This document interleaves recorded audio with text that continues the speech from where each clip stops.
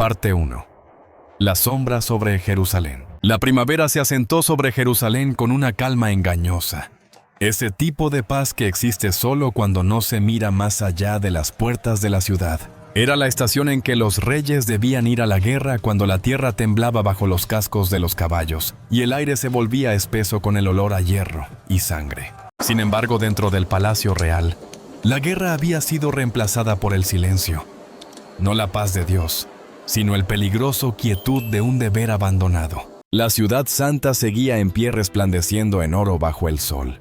Pero muy por encima de ella, dentro de los muros del palacio, algo se había salido de su lugar. David aparece no como el héroe de la leyenda, sino como una sombra.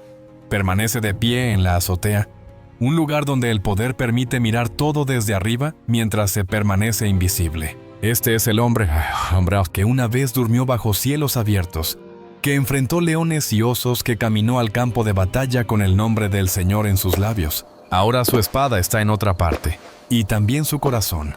La ociosidad rodea al rey como una neblina delgada, silenciosa, sutil, no inmediatamente amenazante, pero suficiente para difuminar la línea entre lo correcto y lo prohibido. Esta historia no comienza con el pecado, comienza con la ausencia. La ausencia de disciplina, de responsabilidad, del temor reverente que una vez ancló a David cuando era un pastor desconocido. En ese momento no hay una advertencia atronadora, ningún ángel enviado para bloquear su camino. Solo hay un rey en el lugar equivocado, en el momento equivocado, con demasiado poder y muy poca guardia sobre su propia alma. En algún lugar fuera de su vista, una tragedia ya está tomando forma. Una casa se derrumbará, un niño morirá, y la espada nunca se apartará de la casa de David, porque un hombre ungido por Dios elegiría permanecer quieto mientras su reino estaba en guerra. ¿Qué se deslizó en sus pensamientos mientras las sombras de la tarde se extendían sobre Jerusalén? Cuando el rey dio la espalda al campo de batalla, se abrió otro campo de batalla, no más allá de los muros de la ciudad, sino en lo profundo de su propio corazón. Y desde la oscuridad de esa azotea, comenzaría una cadena de acontecimientos lo suficientemente poderosa como para sacudir no solo un trono terrenal, sino el vínculo sagrado entre un hombre y el Dios que lo había establecido. Parte 2. La mirada prohibida. El calor de la primavera se aferraba mucho después de que el sol se había puesto, haciendo que las cámaras reales se sintieran como un horno. David, incapaz de hallar descanso, empujó las pesadas puertas de cedro y salió al tejado. Muy abajo, la ciudad era un mosaico de lámparas de aceite parpadeantes y humo a la deriva. Caminó por la cornisa de piedra, hasta que un movimiento en un patio cercano llamó su atención. Allí, bajo la pálida plata de la luna, una mujer se estaba bañando. El sonido del agua salpicando contra una pila de piedra subió por el aire inmóvil. David se quedó inmóvil. En lugar de volver a sus aposentos, se aferró a la fría barandilla de mármol, con los ojos siguiendo el recorrido del agua, mientras brillaba sobre su piel. El rey, que una vez había pasado sus noches protegiendo ovejas de los lobos, era ahora quien observaba desde las sombras con la concentración de un depredador. Se volvió hacia un sirviente que esperaba en el arco de la puerta con la voz seca como un susurro. La mujer. Averigua quién es. El rey aguardó en el silencio pesado, con el único sonido del ladrido distante de un perro en el valle. Cuando el sirviente regresó, la voz del hombre temblaba ligeramente. Mi señor es Betsabé, es hija de Eliam, y esposa de Urías elitita. El nombre de Urías golpeó el aire como un martillo. Urías era un héroe, un hombre que en ese mismo momento dormía sobre la tierra de un campo de batalla para proteger el trono de David. Pero David no se estremeció. El peso moral del nombre pareció evaporarse en el calor de la noche. «Tráiganla», ordenó el rey. Ahora. Unos instantes después, el suave roce de la seda y el golpe rítmico de las botas de los guardias resonaron por el corredor. Betsabé fue conducida a la habitación tenuemente iluminada. El aroma de hisopo y agua la seguía. David estaba de pie en el centro de la cámara, con la luz vacilante de las velas proyectando una sombra monstruosa y distorsionada del rey contra la pared. No se intercambiaron palabras de amor, solo la atmósfera pesada y sofocante de una orden que no podía ser rechazada. Cuando las puertas se cerraron, la ciudad de Jerusalén seguía durmiendo sin saber que su pastor acababa de abandonar su alma. El secreto quedaba ahora encerrado tras piedra y seda, pero aún entonces persistía una pregunta. ¿Cuánto tiempo puede un rey ocultar un fuego antes de que queme por completo su casa? Parte 3. La red del engaño. El silencio del palacio se hizo añicos semanas después por un mensaje breve y críptico entregado por un mensajero tembloroso. 3 palabras en hebreo que golpearon a David con más fuerza que la espada de cualquier gigante. Estoy embarazada. El secreto que creía haber enterrado en la oscuridad de su cámara era ahora una realidad viva y creciente. El corazón del rey se aceleró no por amor, sino por el instinto frío y calculador de un hombre que intenta huir de las consecuencias de sus propias decisiones. Caminó de un lado a otro, su mente tejiendo una trampa. Necesitaba una coartada, una manera de hacer creer al mundo que el niño pertenecía a otro. Con un rápido gesto de la muñeca firmó una orden. Traigan a Urías el hitita de vuelta del frente.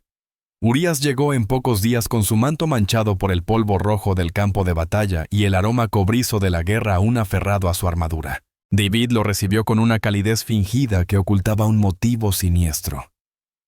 «Baja a tu casa», insistió el rey con una voz suave y empapada de falsa generosidad. «Lávate los pies. Descansa con tu esposa». Incluso envió un suntuoso obsequio de comida de la mesa real a la casa de Urías, observando desde la ventana mientras el soldado se marchaba. David exhaló un suspiro de alivio creyendo que el problema estaba resuelto. Pero a la mañana siguiente, un guardia trajo noticias devastadoras. Urías no había ido a su casa. Había dormido a la entrada del palacio con los siervos sin soltar su espada. David volvió a llamar al soldado con la frustración hirviendo bajo una apariencia serena. «¿Por qué no fuiste a tu casa? Has estado fuera por tanto tiempo».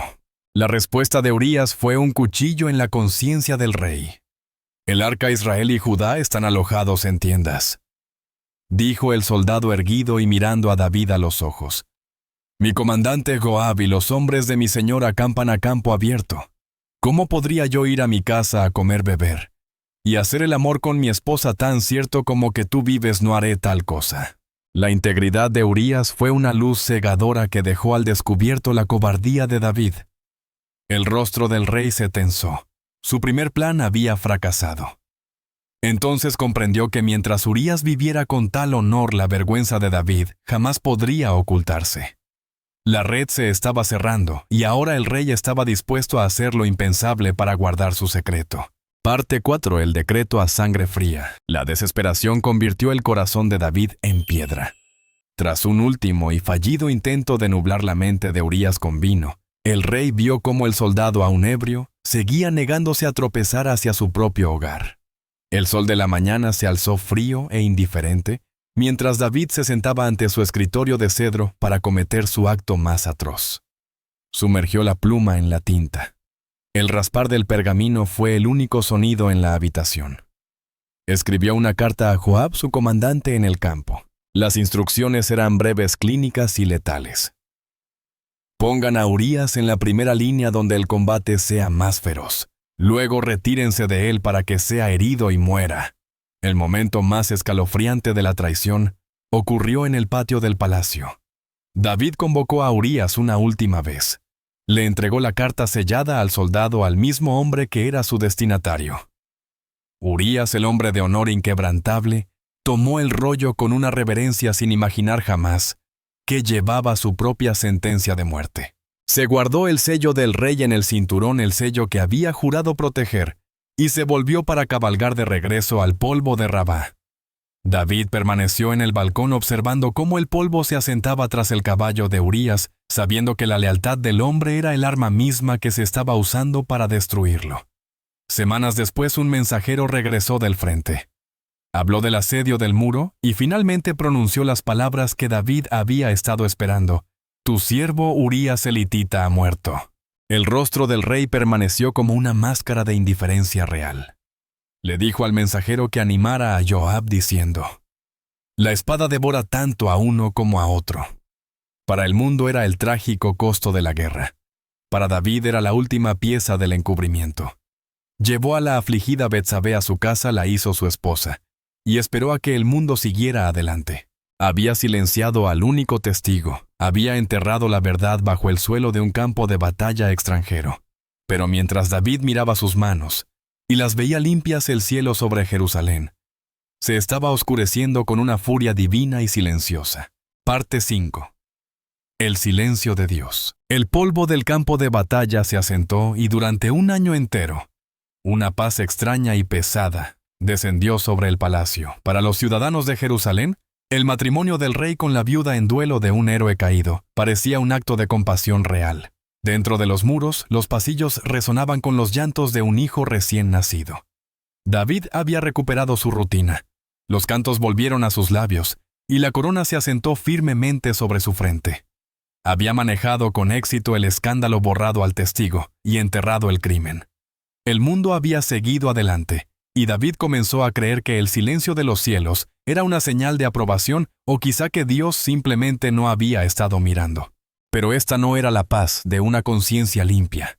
Era la quietud asfixiante antes de una tormenta. La Escritura registra una frase aterradoramente sencilla, que atravesó la ilusión del rey. Pero lo que David había hecho desagradó al Señor. Mientras David paseaba por sus jardines creyéndose astuto, una mirada divina estaba fija en cada gota de sangre de la carta a Joab, y en cada mentira dicha en las sombras. El alma del rey comenzó a marchitarse en el silencio. En los salmos que escribiría más tarde, describió este período como un tiempo en que sus huesos se envejecían y su vigor se convertía en la sequía del verano. Dios no estaba ausente, estaba esperando. El silencio no terminó con un rayo, sino con un paso. Un anciano de rostro curtido y ojos que veían a través de la piedra atravesó las puertas del palacio. Era Natán el profeta. Al acercarse al trono, la atmósfera de la sala cambió. Los consejeros y guardias solo vieron a un maestro visitando a un rey, pero David sintió un escalofrío repentino e inexplicable. El año de fingir había terminado. El Dios que había arrancado a David de los apriscos estaba a punto de hablar, y las primeras palabras no serían de misericordia, sino de un misterio que desnudaría al rey ante su propia corte. Parte 6. La parábola profética. Natán se presentó ante el trono con una presencia humilde, pero una mirada inquebrantable. No comenzó con una acusación. En cambio se apoyó en su báculo y empezó a contar una historia. Mi rey dijo, Natán con la voz resonando en el salón de mármol, había 2 hombres en cierta ciudad. Uno era rico, poseía grandes rebaños y manadas. El otro era pobre y no tenía nada más que una pequeña corderita que había comprado. La crió junto con sus hijos, comía de su plato y dormía en sus brazos. Era como una hija para él. David, el antiguo pastor, se inclinó hacia adelante con el corazón conmovido por la imagen familiar del redil. La voz del profeta se volvió más oscura a medida que la historia giraba. Llegó un viajero al hombre rico, pero el rico fue demasiado tacaño para tomar de su propio rebaño y dar de comer al huésped. En su lugar tomó la corderita del hombre pobre, lo único que tenía, y la sacrificó para preparar la comida. Cuando Natán terminó, una furia violenta estalló en David. El rey golpeó con el puño el brazo de su trono, el rostro encendido de indignación justa. «Vive el Señor», rugió David. «El hombre que hizo esto merece morir. Debe pagar esa corderita 4 veces porque no tuvo compasión». La sala quedó mortalmente silenciosa. Los guardias y los consejeros contuvieron el aliento esperando que se ejecutara el juicio del rey. Pero Natán no se movió. Permaneció completamente inmóvil, con los ojos fijos en los de David. El aire de la sala pareció desaparecer cuando Natán alzó un dedo señalando directamente al corazón, bajo las vestiduras reales. La voz del profeta ya no fue un susurro, sino un trueno que hizo pedazos el mundo de David. «Tú eres ese hombre», clamó Natán. En ese segundo devastador, la historia de la corderita se desvaneció, y la sangre de Urías y el rostro de Betsabé irrumpieron de nuevo a la luz. La trampa se había cerrado. El juez acababa de condenarse a sí mismo. Parte 7. La corona hecha pedazos. El silencio que siguió a la acusación de Natán era pesado como el aire antes de un golpe terminal de relámpago. David se quedó congelado en su trono, y el peso de la corona de oro de pronto se sintió como un yugo de plomo que le aplastaba el cráneo. En ese instante único los muros de sus mentiras cuidadosamente construidas se derrumbaron. No llamó a los guardias para ejecutar al profeta. No ofreció una excusa política. El rey miró a Natán, y por primera vez en un año se vio a sí mismo no como un soberano, sino como un criminal. Su voz, que antes rugía con ira, ahora era un susurro roto. He pecado contra el Señor. Pero el mensaje de Natán no había terminado. El profeta habló de la cruda realidad de que el pecado, aunque sea perdonado, deja cicatrices que el tiempo no puede borrar. El Señor ha quitado tu pecado. No vas a morir, declaró Natán. Pero entonces su voz bajó a un tono sombrío. Pero como al hacer esto has mostrado un desprecio absoluto por el Señor, el hijo que te ha nacido morirá, y la espada nunca se apartará de tu casa. El palacio, que antes era un lugar de música y victoria, ahora quedaba marcado por una maldición divina. David observó cómo Natán se dio la vuelta y se alejó dejando al rey a solas con la verdad aterradora. Su secreto había salido a la luz, y su familia pagaría el precio de su sombra de medianoche. Lo que vino después fue agonizante. El niño enfermó, y David, el hombre que podía mandar ejércitos, se encontró impotente frente a la cuna. Se quitó sus ropas reales y se acostó sobre el frío suelo de tierra, negándose a comer y a recibir consuelo. Lloró y suplicó durante 7 días esperando cambiar la decisión de Dios con su dolor. Sus siervos miraban horrorizados mientras su rey se postraba en el polvo con su gloria convertida en ceniza. Cuando por fin llegó la noticia de que el niño había exhalado su último aliento, David se levantó, se lavó el rostro y fue a la casa del Señor para adorar. Aceptó el quebranto de su mundo, comprendiendo que aunque la corona siguiera sobre su cabeza, el corazón debajo de ella nunca volvería a ser el mismo. Parte 8. El clamor del arrepentimiento. En la solitaria secuela de su pérdida, David no tomó su cetro, sino su pluma. Sentado entre las ruinas de su alma, volcó su quebranto sobre el pergamino, dando origen al Salmo 51. El monarca arrogante había desaparecido. En su lugar estaba un hombre despojado de su ego, clamando desde un abismo espiritual. Ten misericordia de mí, oh Dios. Contra ti, solo he pecado. Ya no buscaba proteger su reputación, sino recuperar su pureza. Crea en mí un corazón limpio, oh Dios, suplicó. David comprendió que ningún rito ni sacrificio podía cerrar la brecha que había creado solo un espíritu quebrantado, y un corazón contrito podían mover la mano del cielo. Salió de la oscuridad no perfecto, sino redimido, aunque las cicatrices de su pecado permanecían. El muro entre él y su Creador había desaparecido. Se convirtió en un hombre conforme al corazón de Dios, no porque fuera sin pecado, sino porque se negó a permanecer en la oscuridad. Parte 9. La reflexión y el llamado a la acción. La historia de David y Betsabé nos sirve como un espejo inquietante para todos nosotros. Nos recuerda que nadie es demasiado grande para caer, pero también que nadie está demasiado perdido para ser encontrado. El pecado de David fue grande, pero su arrepentimiento fue más profundo. Si hoy te sientes cargado por las sombras, recuerda que la misma misericordia que restauró a un rey está disponible para ti. Oremos: Señor, crea en nosotros corazones limpios.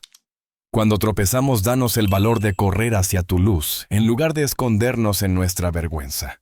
Amén. Si este recorrido por la hora más oscura de David te conmovió, por favor comenta restaurado abajo.